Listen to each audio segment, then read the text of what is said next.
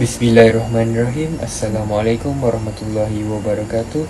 My name is Muhammad Abdul Shadanish bin Shahrul Kaba and my student ID is 20214729114.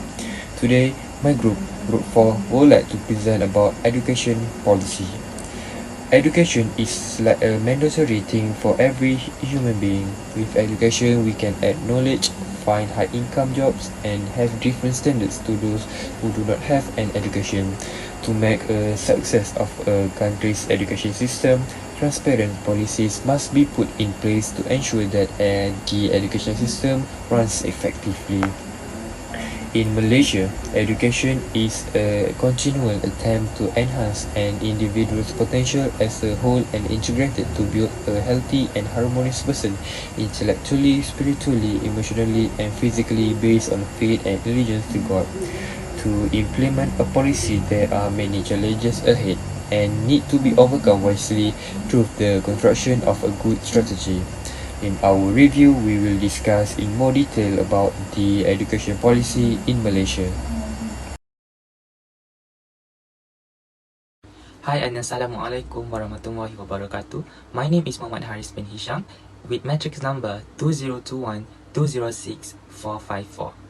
Nowadays, many problems regarding education are very worrying and should be re-evaluated by the government on relevant policies. So, today, I will give some education problems faced in Malaysia, including examination-oriented and academic achievement, education management, constructions of knowledge culture, and also budgeting. The first one we got is examination-oriented and academic achievement. The existing school system cultural weakness is that it places a high value on tasks as a ticket to get a good career. For parents, this is a critical issue since they want their children to perform well in every exam. Education that focuses only on academic achievement has created a society that is willing to disregard conventions of politeness and courtesy. Monitoring revealed that a system focused too much emphasis on tasks is regarded unrealistic and no longer suited for testing students' true ability, but burdening both teachers and students. Next, we have problem with education management. Educational management has also experienced a somewhat drastic transition, particularly in terms of the use of telecommunication and computing technologies. Several innovations in education management have been introduced in Malaysia, particularly at the school level, to promote efficiency in education management. The implementations of online classes is still relatively new in the country's education system. There are bound to be numerous difficulties as well as complaints from teachers, parents, and also students. We go to constructions of knowledge culture. Knowledge is the most significant component in deciding individual happiness as well as nations and countries' prosperity and strength. Knowledge builds the strength of the mind toward high-order thinking and creativity among individuals. We must raise a knowing generation capable of thinking, acting, and producing something beneficial based on global scale and cutting-edge technology, as well as dealing with the current wave of progress and change. Teachers encounter significant obstacles in teaching and acquiring 21st century skills to all students. Teachers must take the initiative in increasing student interest and motivation by employing a variety of teaching and relevant ways to teaching and learning. Effective teaching methods are important for enhancing students' capacity to understand the knowledge and skills they require. As a government responsible for protecting the welfare right of the people, they do not ignore the problem of family income when it comes to education, especially for male or female students and students of all age. The most common issue that students suffer is lack of funds to attend school and university. Because of the numerous laws and services provided by the government does not take this budgetary problem lightly. I will explain about main objective and main goals of education policy. As we know, education is an important point that all individuals need to consider. There are several reasons why education is crucial. In general, all the reasons have a strong connection to a person's life, objective, and future well-being. By learning to read, write, talk, and listen, education assists in the development of communication skills. Other than that, critical thinking is developed via education. This is critical in teaching a person how to make decisions and connect with others using reasoning, such as boosting creativity, enhancing time management. In Malaysia, education policy has developed over the last half century as they have adjusted to changing national and international situations.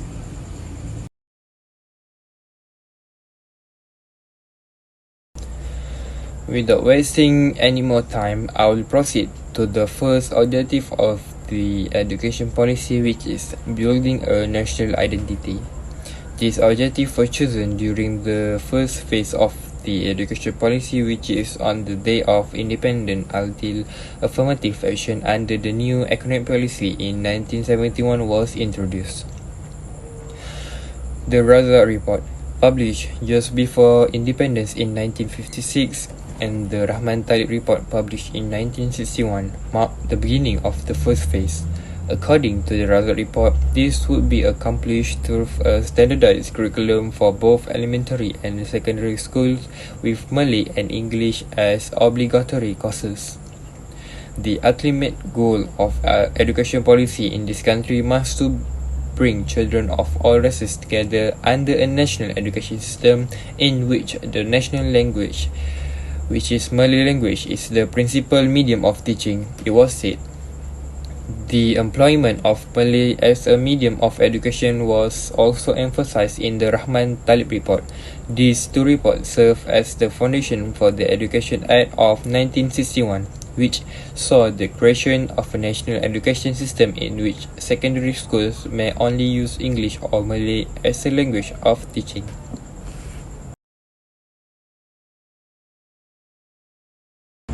The second aim of education policy was to ensure that underprivileged Malays had equitable access to school, which was the beginning of affirmative action.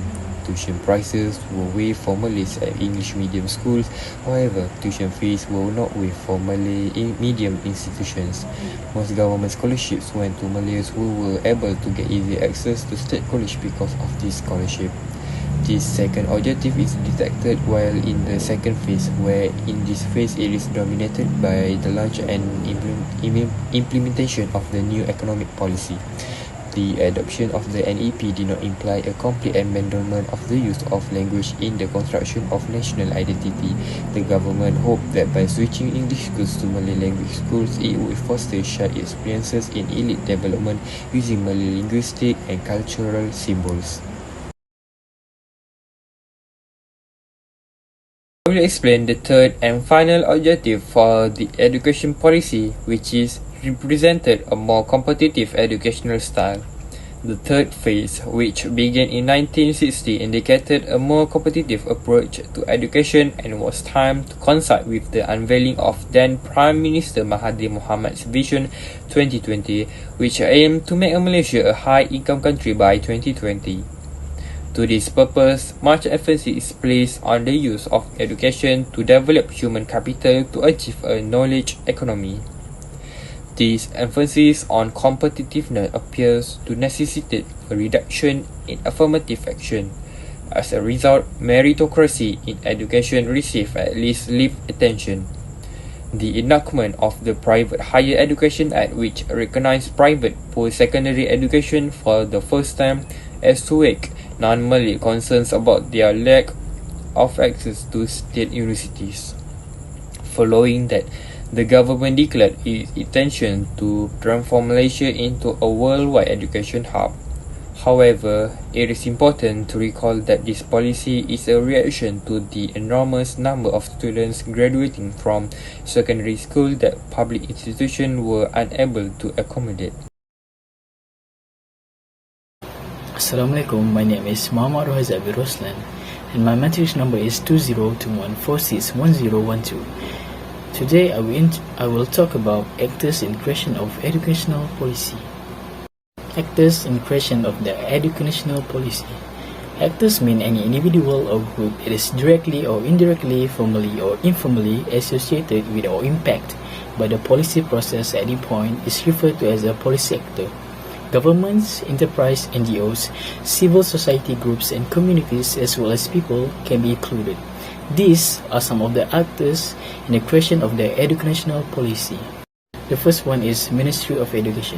Ministry of Education is responsible for the development of policies and regulation under the leadership of Director General of Education of Malaysia. In 2013, the Ministry of Education established the Education Performance and Implementation Unit.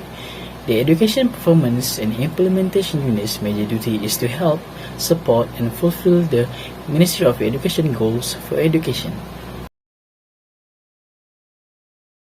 2. State's Education Department. Duty of State Education Department is to coordinate and monitor the implementation of educational programs, projects, and activities. At the state or territorial level, SED will develop, organize, and supervise important academic programs. SED also will provide the Ministry of Education with feedback on overall planning. The third one is District Education Office. At the district level, the DEO will represent the SED in all administrative concerns. PPD will coordinate and supervise the execution of programs, projects, and activities at the grassroots levels, as well as provide linkage between schools and SED.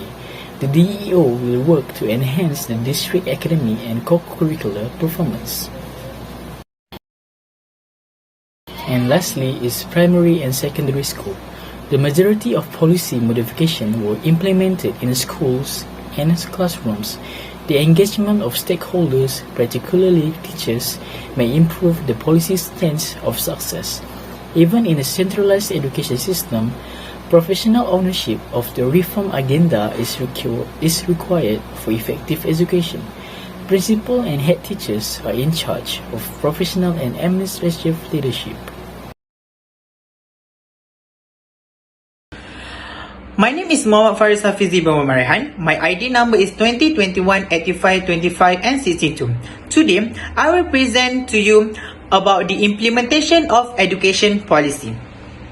There are few policy making process which are agenda setting, policy formulation, policy adoption, policy implementation, policy evaluation, policy change, and policy termination. Nevertheless, in this part, I will focus and explain only on the implementation parts. The first phase in implementation and educational policy was defined by the Razak Report, which seemed just before independence in 1956. I mean, implementation and educational policy was defined by the Razak Report in 1956 and the Rahman Talib Report in 1961. In both reports, the objective of building a national identity was emphasized as an education objective. In the Razak Report, this was to be achieved through a standardized syllabus for both primary and secondary school, as both Malay and English were to be compulsory subject. This could be proven in the Razak Report under Chapter 5 on page 10 and under Chapter 6 on page 12. The Rahmat Talib Report emphasized the use of Malay as a medium of instruction. The second phase was dominated by the launch and implementation of the new economic policy, or the short form is NEP. The new economic policy was exerted consequence from the Russian Riot in 1961, and it was applied to education. As early indicate, the roots of this policy were to be found well before this riot. The NEP in education was manifested by the imposition of quotas and scholarship for university employment. The imposition of the NEP did not signify the wholesale relinquishment of using language to boot a national identity. In converting English school to the Malay medium, the government expected that the move would promote shared experience in elite formation with Malay linguistic and cultural symbols. Text allocation, and accountability mechanism. Every policy that have been made or will be implemented require the clear information about who made the policy and who are responsible to implement the policy. For example, educational policy will be implemented by Ministry of Educational MOE because that ministry is responsible in a very matter that arises in educational context. In order to implement a policy, they may have to know an impact that everyone will be faced when the policy is legal. However, if the policy looks like too hard to follow or not given any benefits, they could not terminate the policy immediately. But they could improve the policy until it could change a citizen view about that policy. For your information, when a policy is being implemented, it is not being followed by the citizen, but it also will identify the key stakeholder. For instance, basically for educational policy, each stakeholder is a teacher or lecturer because only them could change a student mind and helping students in order to gain their knowledge. Furthermore, since the Movement Control Order (MCO) that declared by the Malaysian government on 18 March 2020, all Malaysian students and international students in Malaysia do not allow by the government to attend the face-to-face classes because it could help to spread a coronavirus. From this situation, students have to attend their class via internet, and it makes half of Malaysian students become stressed and could not focus to their lecture. Basically, a stress come out when we lose our network connection while we attend our class and we are to focus hearing to our lecture clarification about our course, then we've been out from the online class unexpectedly. If this problem is not solving by the government, it is not impossible for our country to lose excellent and clever students. There are few ways that government could use to avoid this problem become worse, which are provide more network in the village area. Conclusion, I hope my clarification and presentation today could open all Malaysian mind that education is really important not only to ourselves but for our family and our country too, which is Malaysia. Nevertheless, as a professional human, we cannot be give up easily because it could give an opportunity for other people to discriminate and eliminate ourselves. Education could help we increase our economy and decrease our currency value. Thank you. In summary, as we can see, the government itself has taken so many initiatives to maintain the level and performance of education in our country. The implementation of this education policy is very important as a guide to succeed and advance the level of education in the country. All parties involved need to play a role in order to implement the policy more easily and successfully. There is no doubt that many challenges and complaints have been faced during the implementation of this education policy, but all of them can be overcome by the government itself.